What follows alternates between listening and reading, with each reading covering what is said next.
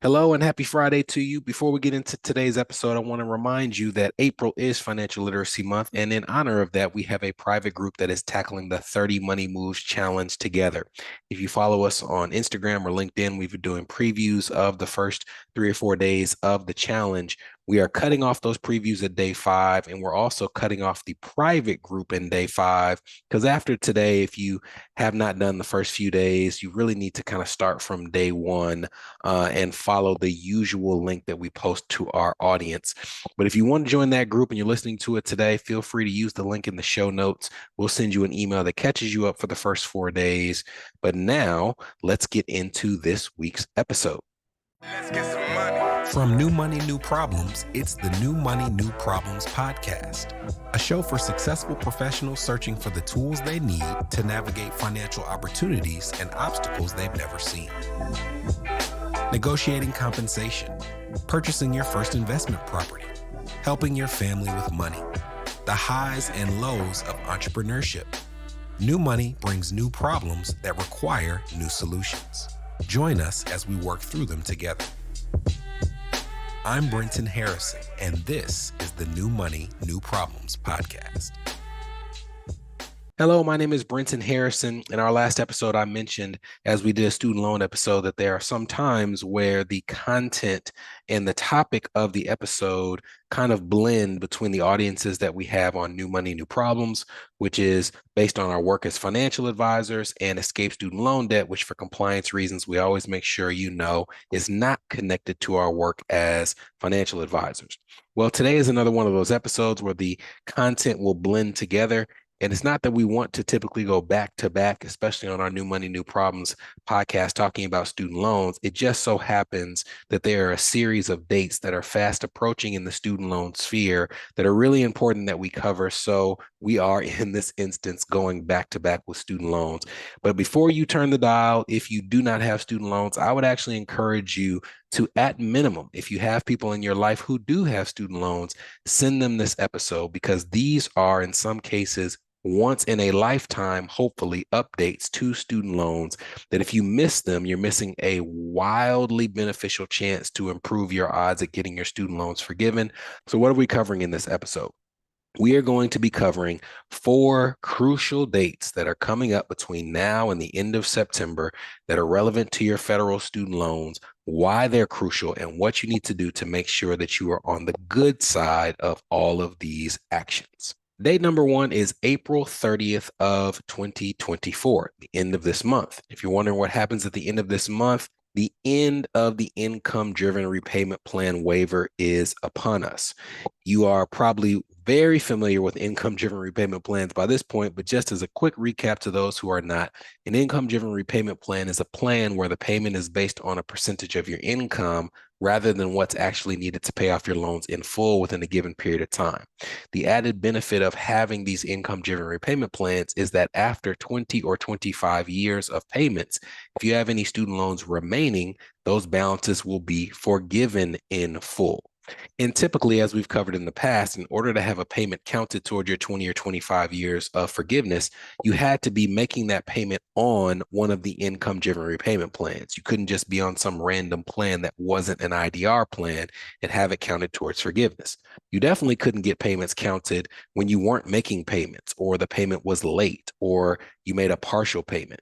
But the income-driven repayment plan waiver is going back in time. This is not forward-looking. This is going back in time, and it's saying that any payment that you made on any plan of any amount, even if it was late, it will count towards your 20 or 25 years. It's also giving credit for periods that you spent in deferment or forbearance that exceeded what your loan servicer was supposed to allow you to do for deferment or forbearance. There's all other types of things that it gives you credit for. One of the big ones that we talked about on Escape Student Loan Debt, and we'll link to this in the show notes, is how they credit consolidated loans. So before the income-driven repayment plan waiver, if you consolidated loans that were not eligible for forgiveness, Once you consolidated them, your payment credit went back to zero. Well, after the waiver expires, post April 30th of this year, there's going to be some credit that's given towards forgiveness, even towards consolidated loans. But the way that they give that credit, as you'll hear if you listen to that episode in the show notes, is not as beneficial as the way that they're crediting consolidated loans during the waiver. So the expiration of that waiver on April 30th is a really, really huge deal. And it's really important to understand that the loans that they are giving those past credits to are loans that are owned and managed by the federal government.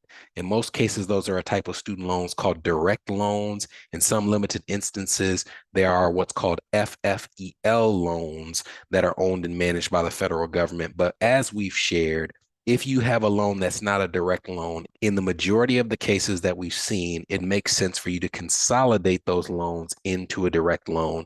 But in order to have all your ducks in a row, where if you've consolidated those loans so that they'll be eligible for the waiver, even that consolidation has to take place before April 30th of this year. So April 30th is date number one. That is the expiration of the income-driven repayment plan waiver. The second date we're going to cover is literally the very next day, May 1st, 2024. And this date has to do with an announcement that was made by the Department of Education this week. And that announcement is that the Department of Education is taking over the processing of the Public Service Loan Forgiveness Program from MOHELA. Public Service Loan Forgiveness is a forgiveness program. It is not a payment plan. It is a forgiveness program for people who work for eligible nonprofits or government entities, where if they follow the rules for this program while paying their loans for 10 years, they can have their loans forgiven in full. Over the course of the Public Service Loan Forgiveness Program's existence, there have been different loan servicers that have taken on the helm or the responsibility of processing applications that people submit to have their loans forgiven under Public Service Loan Forgiveness. Prior to MOHELA, it was Fed Loan Servicing. So if you were trying to apply for Public Service Loan Forgiveness, it didn't matter where your loans started in terms of who your loan servicer was. Whenever the time came when you wanted them forgiven under Public Service Loan Forgiveness, you had to transfer them to Fed Loan Service so that Fed Loan Servicing could actually process that application. Well, now that responsibility to this point has been on the backs of MOHELA. Well, now this week, the Department of Education is saying that they are taking that responsibility away from student loan servicers completely, and they are now going to manage that process themselves. So they are saying that starting May 1st, you no longer would go to MOHELA. Even if that's your loan servicer, that's not where you would go to check your credits towards Public Service Loan Forgiveness, and that's not where you would go to submit new forms for Public Service Loan Forgiveness. Beginning May 1st, that is going to be housed under the studentaid.gov umbrella. Now, the reason that May 1st date is important is not just so that you don't submit any new forms for Public Service Loan Forgiveness on MOHELA's site. It's also to let you know that in the months of May and June, while they are going through that transition, the Department of Education is going to stop processing any Public Service Loan Forgiveness forms. From May to July of 2024, there will be no processing and there will be no updates given.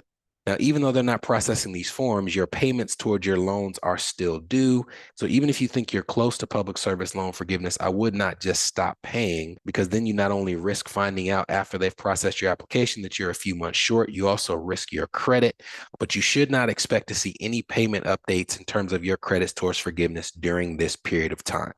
After the break, we'll tell you the last two dates and we'll bring this thing on home. This is the New Money, New Problems podcast, a show for successful professionals searching for the tools they need to navigate financial opportunities and obstacles they've never seen. We'll be right back. Are you wondering what new money problems you might be overlooking in your financial life? If so, we've got great news. We've crafted the New Money, New Problems Gap Finder to identify potential weaknesses in your finances in areas ranging from budgeting, investments, insurance, and even the threat your extended family's finances could pose to your household. Please head to newmoneynewproblems.com/gapfinder to complete it today. Again, that's newmoneynewproblems.com/gapfinder to take the assessment.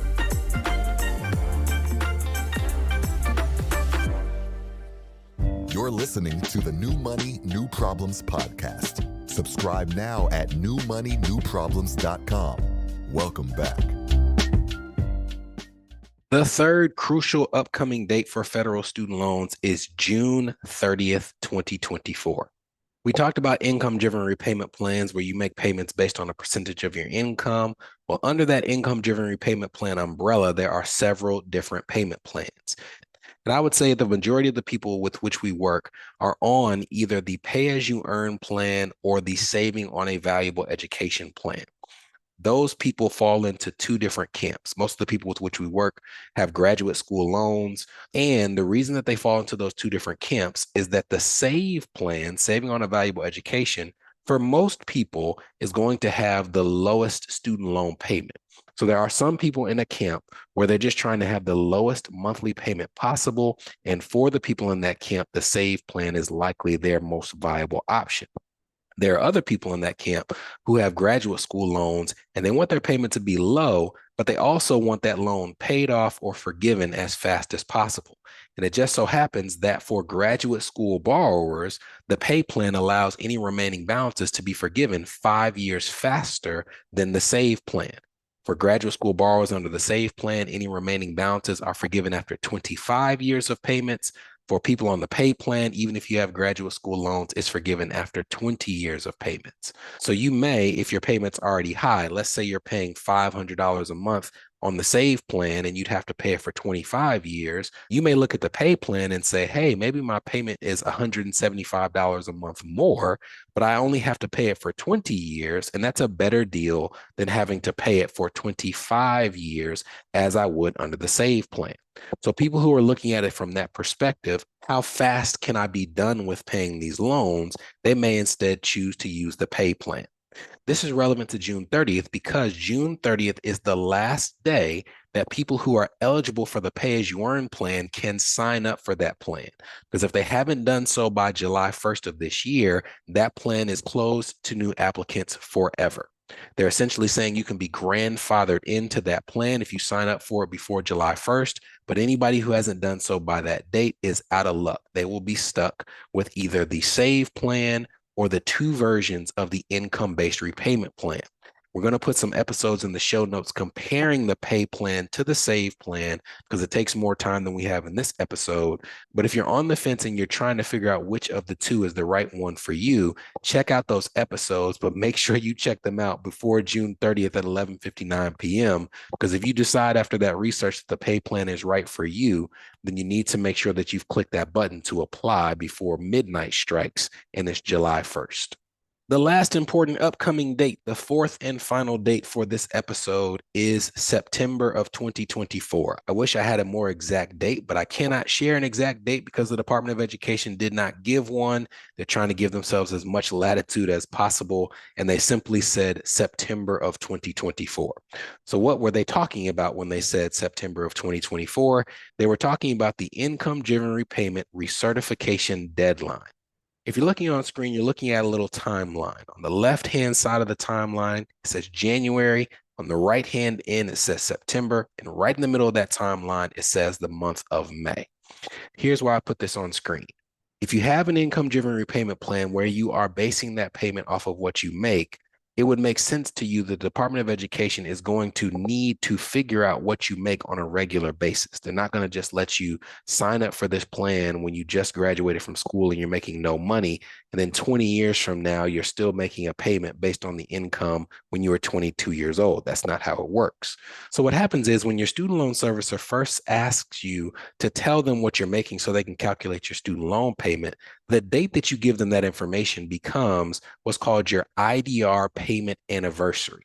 Essentially, that's the date moving forward each year where your student loan servicer is going to come back to you and say, hey, it's been 12 months since you last told us what you make.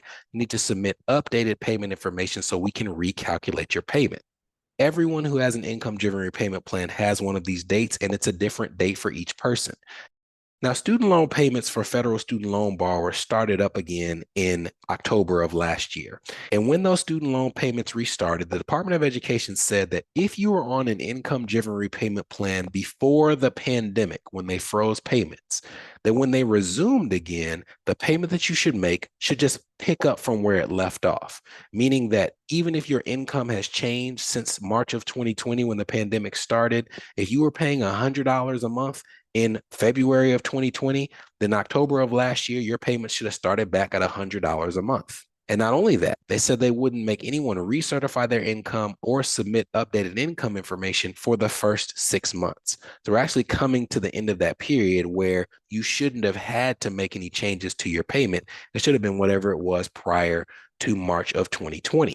Well, there were several student loan servicers who just ignored that advice and they asked their borrowers to recertify their income anyways, in spite of that rule. And that was against what the Department of Education had promised their borrowers. And as a result of not only that, but also those loan servicers botching the payment calculations, it was just a mess getting back into repayment.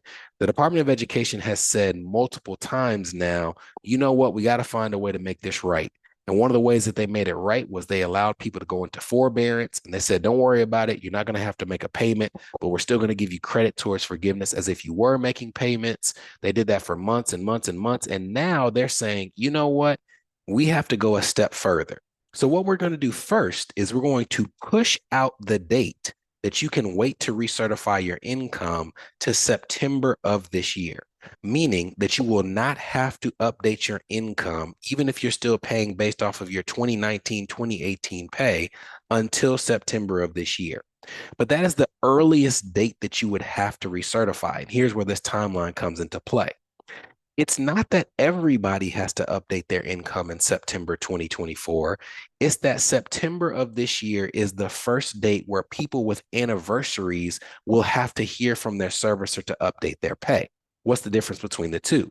Well, if your anniversary is in October of this year, well, that comes after September. So in October of this year, your student loan servicer is going to reach out to you to update your income, and you're going to have to do it. But what about the person whose anniversary is like the one in the timeline where it's in May? So it's before September.